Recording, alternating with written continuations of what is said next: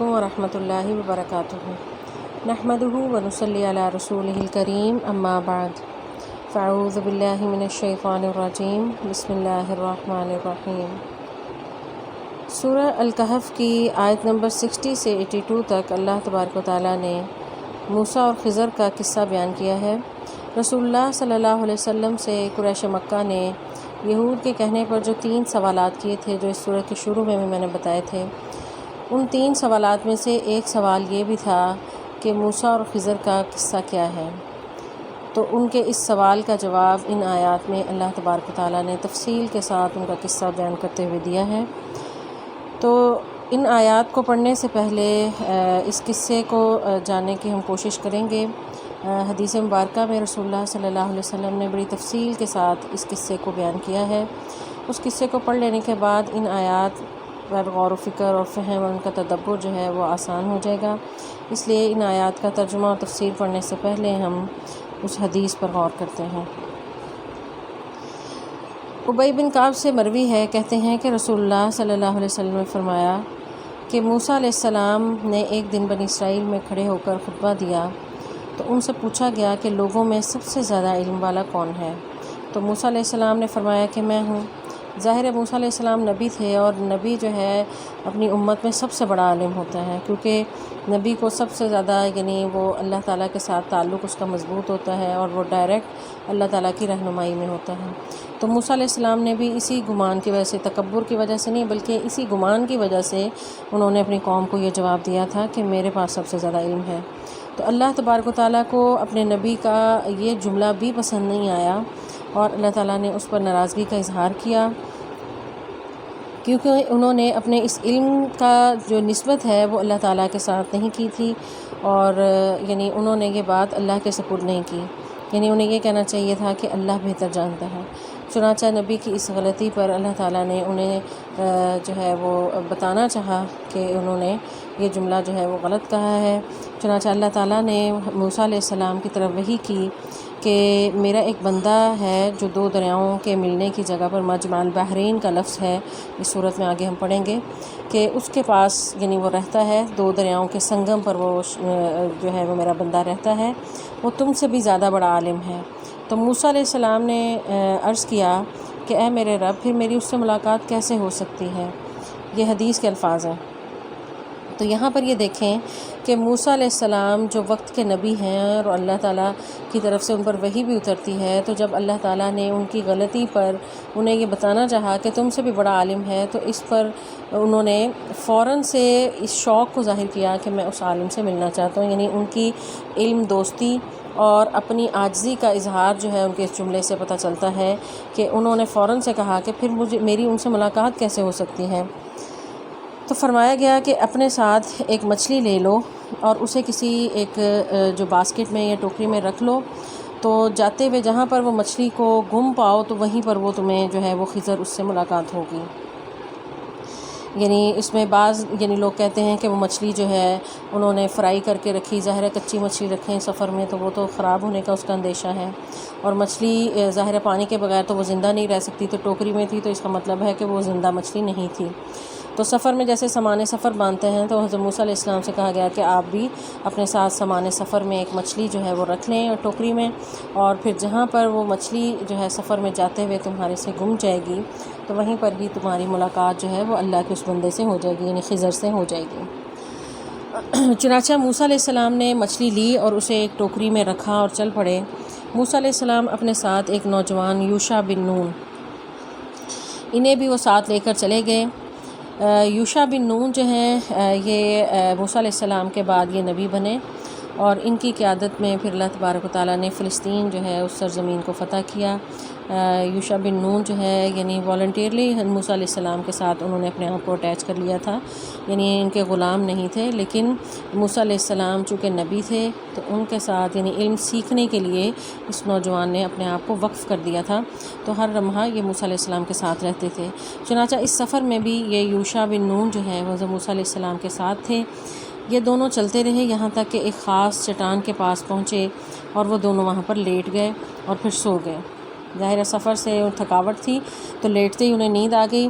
تو اس دوران ہی خضر وہ یوشع بن نون جاگ رہے تھے، تو انہوں نے دیکھا کہ مچھلی جو ہے وہ تڑپی اور وہاں پر دریا میں وہ گری، اور دریا میں جب وہ جا کر گری ہے تو وہاں پر دریا میں عجیب و غریب سی ایک سرنگ سی بن گئی،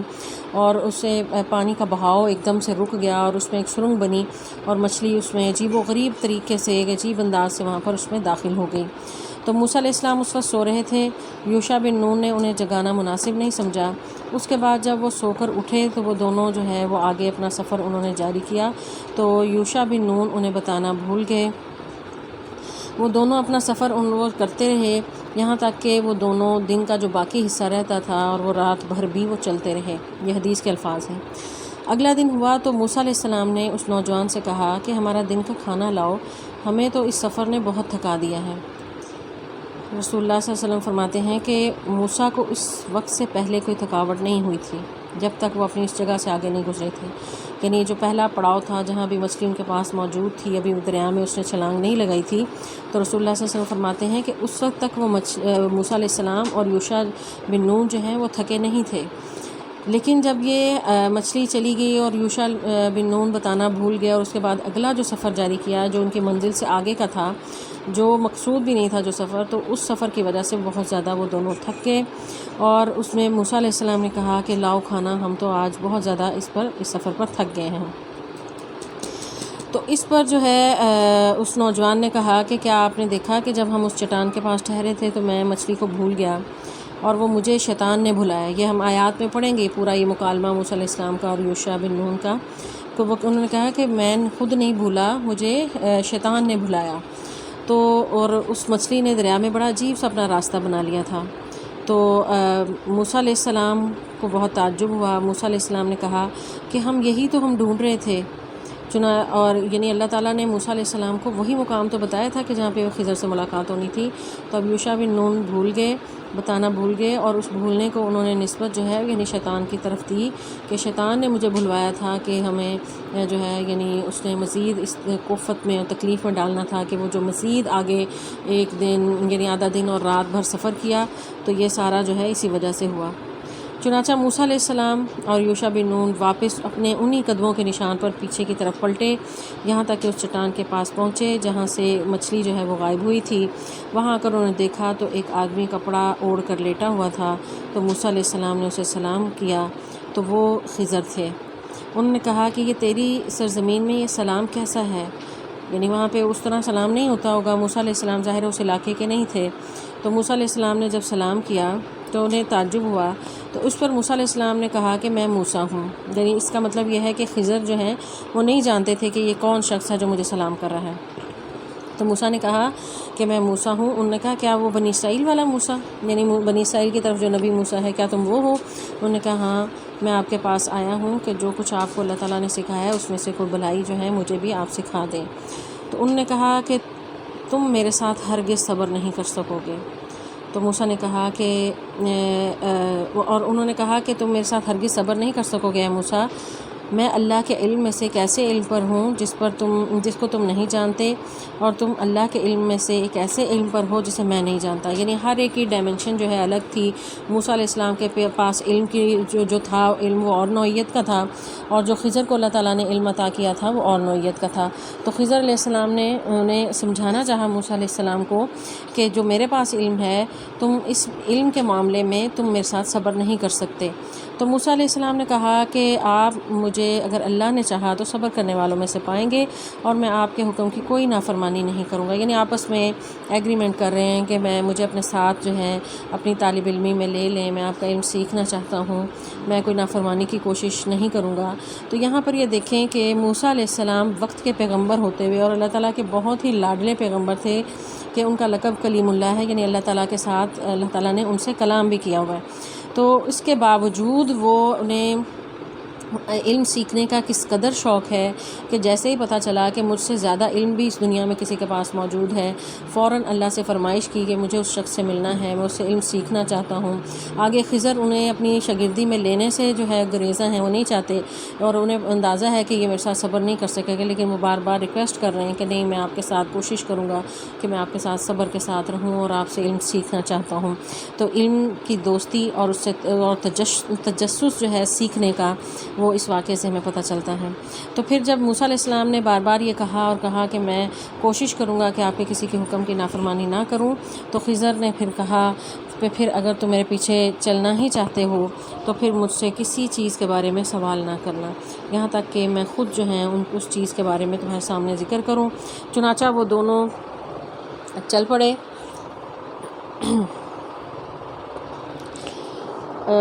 چنانچہ وہ دونوں جو ہے وہ جب چل پڑے اور چلتے چلتے جو ہے ایک دریا کے کنارے پہنچے، اور وہاں ایک کشتی تھی۔ انہوں نے جو ہے وہ کشتی والا جو ہے وہ خضر علیہ السلام کو جانتا تھا، انہوں نے ان دونوں کو سوار کر لیا اور اسے بغیر اجرت کے، یعنی کوئی پیسہ بھی نہیں لیا، اور انہیں کشتی میں سوار کر لیا۔ جب وہ دونوں کشتی میں سوار ہوئے تو اچانک ہی خضر نے کشتی کے تختوں میں سے ایک تختے کو کھیڑ دیا۔ تو موسیٰ علیہ السلام نے کہا، یعنی اب موسیٰ علیہ السلام نے یہ کام دیکھتے ہوئے، ظاہر نبی ہیں اور اپنے سامنے کوئی ایسا غلط کام انہیں تو غلط ہی لگا، تو انہیں ان سے برداشت نہیں ہوا، اور انہوں نے کہا کہ ایسے لوگ جنہوں نے ہمیں بغیر اجرت کے سوار کیا تو آپ نے ان کی کشتی کا تختہ اکھیڑ دیا، اور اس طرح تو وہ لوگ جو اس میں سوار ہیں وہ بھی غرق ہو جائیں گے، اور یہ تو یقیناً آپ نے بہت برا کام کیا۔ تو اس پر خضر نے کہا، میں نے تمہیں نہیں کہا تھا کہ تم میرے ساتھ صبر نہیں کر سکتے؟ تو اس پر موسیٰ نے کہا کہ مجھے اس پر نہ پکڑ کریں، میں بھول گیا، اور میرے اس معاملے میں کسی جو ہے مجھے مشکل میں نہ ڈالیں۔ تو اس پر یہ جو حدیث کے راوی ہیں وہی بھی کعب، وہ کہتے ہیں کہ رسول اللہ صلی اللہ علیہ وسلم نے فرمایا کہ یہ پہلی دفعہ موسیٰ علیہ السلام سے بھول ہوئی تھی، یعنی یہ پہلا واقعہ تھا، یعنی ابھی سفر شروع ہی ہوا ہے خضر علیہ السلام کے ساتھ، اور خضر کے ایک اسی عمل سے ہی موسیٰ علیہ السلام جو ہے انہیں سمجھ نہیں آئی، کیونکہ ان کے پاس وہ علم نہیں تھا جو خضر کے پاس تھا، اور اپنی اس لا علمی کی وجہ سے وہ سوال کر بیٹھے کہ یہ کشتی کا تختہ جو ہے وہ آپ نے کیوں توڑا ہے۔ تو اس کے بعد پھر حدیث شروع ہوتی ہے، آگے رسول اللہ صلی اللہ علیہ وسلم فرماتے ہیں کہ پھر اس کے بعد یعنی چڑیا آئی اور وہ کشتی کے کنارے پر بیٹھ گئی، اور اس نے دریا پر جو ہے وہ ایک ٹھونگا مارا، یعنی چونچ ماری۔ تو خضر علیہ السلام نے موسیٰ علیہ السلام سے کہا کہ میرا علم اور تمہارا علم اللہ کے علم کے مقابلے میں اتنا ہی ہے جتنا اس چڑیا نے اس دریا سے پانی کم کیا ہے، یعنی سکھا رہے ہیں اپنے اسٹوڈنٹ کو خضر علیہ السلام کہ یہ آبزرویشن اپنے ارد گرد جو ہے آبزرو کرنا چاہیے، کہ انہوں نے دیکھا کہ ایک چڑیا آئی اور اس نے چونچ میں پانی لیا، تو خضر علیہ السلام سکھا رہے ہیں اپنے شاگرد کو اور کہہ رہے ہیں کہ جس طرح چڑیا نے جو جتنا سا پانی لیا ہے اس پانی کی نسبت اس سمندر سے کیا ہے، کچھ بھی نہیں۔ تو میرے پاس اور تمہارے پاس، یعنی موسیٰ اور خضر دونوں کے پاس اس وقت جو علم ہے، اس علم کی نسبت اللہ کے علم سے اسی طرح ہے کہ چڑیا کی چونچ میں جتنا تھوڑا سا پانی جس کی کوئی حیثیت نہیں، تو اتنا سا علم ان دونوں نبیوں کے پاس ہے، اور دوسری طرف جو ہے سمندر اور جو بے بہا جس کی کوئی نسبت ہی نہیں، تو وہ علم جو ہے وہ اللہ تعالیٰ کا ہے۔ تو یہ خضر علیہ السلام نے یعنی اپنے شاگرد کی تربیت کرتے ہوئے انہیں یہ سمجھانا چاہا موسیٰ علیہ السلام کو کہ میرے اور تمہارے علم جو ہے اس کی حیثیت اتنی ہی ہے جتنا اس چڑیا نے اس دریا سے پانی کم کیا ہے۔ پھر وہ دونوں کشتی سے نکلے، ابھی وہ کنارے پر چل ہی رہے تھے، یعنی سمندر کے کنارے کنارے چل رہے تھے، تو خضر نے ایک لڑکا دیکھا جو لڑکوں کے ساتھ کھیل رہا تھا۔ خضر علیہ السلام نے اس لڑکے کو پکڑا اور اس کو ہاتھ سے اس کی گردن اکھیڑ دی، یعنی اس بچے کو قتل کر دیا۔ موسیٰ علیہ السلام نے یہ دیکھا کہ ایک بے گناہ جان کو بغیر کسی وجہ کے قتل کر دیا گیا ہے، تو انہوں نے کہا کیا تم نے ایک بے گناہ جان کو کسی جان کے بدلے میں کے بغیر قتل کر دیا؟ یقیناً تم نے بہت ہی برا کام کیا ہے۔ اب پھر موسیٰ علیہ السلام سے صبر نہیں ہوا، تو یعنی ان کے سامنے ایک غلط کام ہوا، قتل ہو گیا، اور وہ تڑپ اٹھے، انہوں نے کہا کہ یہ تم نے بہت برا کام کیا۔ تو اس پر خضر علیہ السلام نے پھر انہیں کہا کہ کیا میں نے تمہیں نہیں کہا تھا کہ تم ہرگز میرے ساتھ صبر نہیں کر سکتے؟ تو اس پر پھر جو ہے رسول اللہ صلی اللہ علیہ وسلم نے فرمایا کہ یہ پہلی سے بھی سخت تنبیہ تھی جو خضر نے موسیٰ علیہ السلام کی کہ تم میرے ساتھ صبر نہیں کیا، تم نے کشتی کا تختہ میں نے توڑا، تم نے اس پر سوال کیا، اب بچے کو قتل کیا، تم نے اس پر پھر میرے ساتھ سوال کیا، تو اب مزید سختی سے تنبیہ جو ہے خضر نے کی کہ تم میرے ساتھ صبر نہیں کر سکتے، اور اس پر اور کہا کہ اگر میں تجھ سے اس کے موسیٰ علیہ السلام نے پھر انہوں نے کہا کہ اگر میں اس کے بعد کچھ بھی پوچھوں تو پھر آپ بے شک مجھے ہرگز اپنے ساتھ نہیں رکھنا، تو اس کے بعد جو ہے یعنی ہمارے راستے جدا ہو جائیں گے۔ چنانچہ وہ پھر دونوں چل پڑے یہاں تک کہ وہ ایک بستی کے پاس پہنچے، اور سفر کرتے ہوئے ظاہر تھک چکے تھے، انہوں نے ان سے کھانا طلب کیا، لیکن اس بستی والوں کا اخلاق اچھا نہیں تھا، انہوں نے کھانا دینے سے بھی انکار کیا، نہ ان کی مہمان نوازی کی، پھر اس تمام رویے کے باوجود خضر نے دیکھا کہ ایک دیوار وہاں پر گری پڑی ہے، انہوں نے آگے بڑھ کر ہاتھ سے وہ دیوار جو ہے وہ سیدھی کر دی۔ تو پھر موسیٰ علیہ السلام پھر جو ہے بے چینی پیدا ہوئی، انہوں نے کہا کہ ہم ایسے لوگوں کے پاس آئے تھے کہ جنہوں نے ہمیں نہ کھانا کھلایا نہ ہماری مہمان نوازی کی، آپ چاہتے تو ان سے اس کام کے بدلے میں اجرت بھی لے سکتے تھے، ظاہر ہمارا ان سے کوئی لینا دینا نہیں ہے، اور آپ نے ان کی خواہ خدمت کی اور ان کی دیوار کھڑی کر دی۔ تو اس پر خضر نے کہا کہ اب جو ہے بس میرے اور تمہارے درمیان جدائی ہے کہ تم نے پھر میرے سے سوال کر لیا، میں نے تمہیں منع کیا تھا۔ تو اس طرح آگے جو ہے اگلی تمام آیات میں پھر خضر علیہ السلام نے یعنی نہ صرف انہیں یہ بتایا کہ اب ہم جدا ہیں، الگ الگ ہو جائیں گے، لیکن جدا ہونے سے پہلے میں تمہیں حکمت بتاؤں گا ان کاموں کی کہ جو میں جانتا تھا تم نہیں جانتے تھے، مجھے اللہ تعالیٰ نے ان چیزوں کا علم دیا تھا، تمہارے پاس وہ علم نہیں ہے، تمہارے علم کی ڈائمنشن اور ہے، میرے علم کی ڈائمنشن اور تھی، میں نے اپنے علم کے مطابق یہ امور کا جو ہے سر انجام دیے، تم اپنے علم کے مطابق مجھ سے سوالات کرتے رہے، بہرحال اب ہمارے راستے جدا ہیں، لیکن میں تمہارے ان سوالات کے جواب ضرور دوں گا۔ تو ان سوالات کے جواب جو ہیں پھر اسی صورت میں بھی اللہ تعالیٰ نے یعنی اس پورے قصے کو بیان کیا ہے۔ تو وہ آگے جو ہے وہ ہم آیات کی تفسیر پڑھتے ہوئے ان سوالات کے جوابات دیکھیں گے۔ تو حدیث کے الفاظ یہاں تک ہی ہیں۔ حضرت عبداللہ ابن عباس جو ہیں یعنی اس حدیث کو بیان کرتے ہوئے پھر جو ہے اس پر جو آیت ہے اما الغلام فکان ابواہ مؤمنین، تو اس آیت کو اس طرح پڑھا کرتے تھے واما الغلام فکان کافرا وکان ابواہ مؤمنین، کہ وہ لڑکا جو خضر نے قتل جسے کیا تھا وہ کافر تھا اور اس کے ماں باپ جو ہیں وہ مومن تھے۔ اب اس میں جو ہے سوال یہ پیدا ہوتا ہے کہ خضر کون تھے، اس کے بارے میں بہت زیادہ جو ہے مختلف آراء پائی جاتی ہیں، مفسرین کے ہاں بھی کافی یعنی بحث ہے، تو اس کے بارے میں بھی تھوڑا سا ہم دیکھ لیتے ہیں۔ اور اس میں اس کہانی میں جو اس کردار ہیں موسیٰ علیہ السلام کے بارے میں تو ہم جانتے ہیں کہ وہ اللہ کے نبی ہیں اور کلیم اللہ ہیں، اور یہ بنی اسرائیل کی طرف نبی بنا کر بھیجے گئے تھے۔ یہ وہ نبی ہیں کہ جن کا سب سے زیادہ قرآن پاک میں تذکرہ ہوا ہے، بار بار ان کا جو ہے واقعات اور قصے اللہ تعالیٰ نے پورے قرآن میں بیان کیے ہیں، تو ان کا جو ہے تعارف تو ہمیں ہے ہی۔ دوسرا جو ہے یوشع بن نون کے بارے میں نے بتا دیا کہ وہ موسیٰ علیہ السلام کے ساتھ جو ہے وہ رہتے تھے، غلام نہیں تھے، لیکن موسیٰ علیہ السلام کی خدمت جو ہے وہ خود سے کرتے تھے، اور یہ بہترین خدمت کرنے والے تھے، موسیٰ علیہ السلام سے محبت کرتے تھے، اور موسیٰ علیہ السلام کے بعد جو ہے ان کے جانشین بھی بنے، اور ان کے ہاتھوں جو ہے بیت المقدس فتح ہوا۔ تیسرا کردار اس کہانی کا ہے وہ حضرت خضر ہیں۔ خضر جو ہے ان کے بارے میں رسول اللہ صلی اللہ علیہ وسلم کی حدیث ہے کہ ان کا نام خضر جو ہے اس لیے پڑا کہ وہ سفید سرزمین کے کتب پر یعنی ٹکڑے پر بیٹھے، تو ان کے پیچھے جو ہے وہ تمام جگہ جو زمین جو سفید تھی وہ سرسبز ہو کر لہلہانے لگی، تو خضر اسی وجہ سے ان کا نام خضر پڑ گیا۔ خضر جو ہے عربی میں خضرا جو ہے یعنی سبز رنگ کو کہتے ہیں، تو اسی نسبت سے ان کا نام خضر پڑ گیا۔ تو یہ حدیث بخاری کی حدیث ہے، انما سمی الخضر لانه جلس على فروة بیضاء فاذا هي تهتز من خلفه خضراء،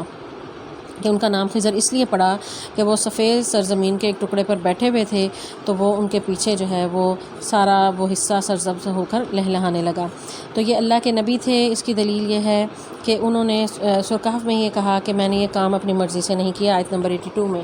تو ظاہر نبی جو ہے جو بھی کام کرتا ہے وہ اللہ کے اذن سے کرتا ہے، اپنی مرضی سے نہیں کرتا، تو خضر علیہ السلام بھی نبی تھے۔ محقق علماء میں امام بخاری، امام ابن تیمیہ، حافظ ابن حجر جیسے جو عظیم ائمہ اکرام ہیں وہ فرماتے ہیں کہ خضر جو ہیں وہ نبی تھے اور وہ اب فوت ہو چکے ہیں، کیونکہ ان کے بارے میں ایک یہ تصور بھی پایا جاتا ہے کہ وہ زندہ ہیں اور پانیوں پر ہیں اور ابھی بھی وہ جو ہیں وہ دنیا میں موجود ہیں۔ تو یہ علماء محقق علماء وہ کہتے ہیں کہ خضر جو ہیں وہ فوت ہو چکے ہیں، کیونکہ اگر وہ زندہ ہوتے تو سورہ آل عمران کی آیت نمبر 81 میں تو اللہ تعالیٰ فرماتے ہیں کہ اے نبی جو بھی یعنی آپ کے بعد کوئی بھی جو ہے وہ آپ کی موجودگی میں کوئی رسول یا نبی ہوگا تو ان نبیوں سے اللہ تعالیٰ نے وعدہ لیا تھا کہ وہ رسول اللہ صلی اللہ علیہ وسلم پر ایمان لائیں گے اور آپ کے ساتھ مل کر جہاد کریں گے۔ تو اگر خضر رسول اللہ صلی اللہ علیہ وسلم کے دور میں زندہ ہوتے تو وہ یقیناً رسول اللہ صلی اللہ علیہ وسلم کے پاس آ کر ایمان لاتے اور آپ کے ساتھ مل کر جہاد کرتے، لیکن ایسا کہیں بھی کوئی ذکر نہیں ہے، نہ کسی صحابی نے ایسا ذکر کیا، تو اس سے یہ پتہ چلتا ہے کہ رسول اللہ صلی اللہ علیہ وسلم کے دور تک خضر جو ہے اس دنیا میں نہیں تھے، وہ فوت ہو چکے تھے۔ صحیح بخاری کی بھی ایک حدیث ہے جس میں دلیل ہے کہ نبی صلی اللہ علیہ وسلم نے فرمایا،